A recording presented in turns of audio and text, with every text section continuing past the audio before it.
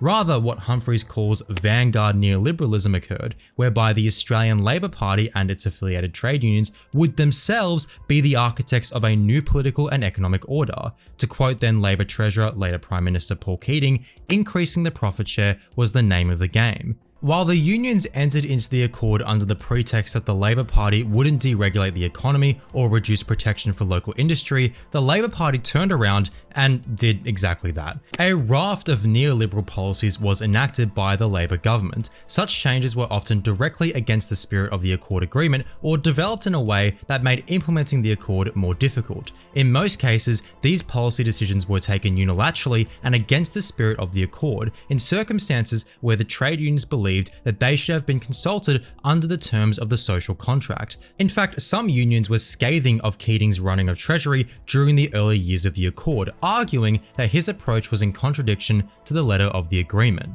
In any case, the unions were demobilized with the carrot of social programs, though some had to be crushed with the stick, and in turn, Bob Hawke and Paul Keating deregulated the Australian economy.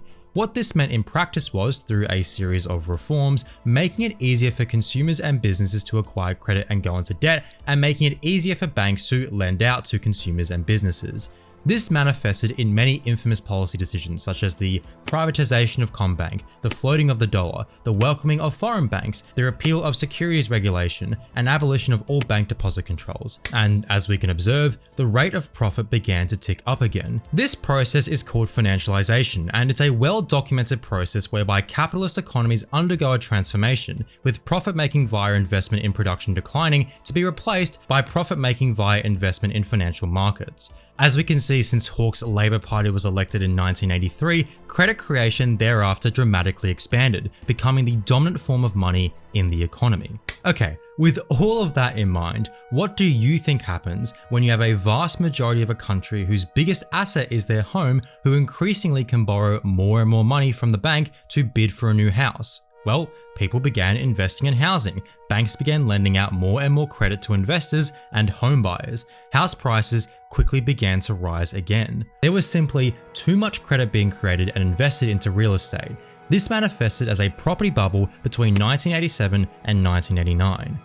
Of course, the bubble wouldn't last. It popped in the famous recession we had to have, causing one of Australia's worst recessions on record.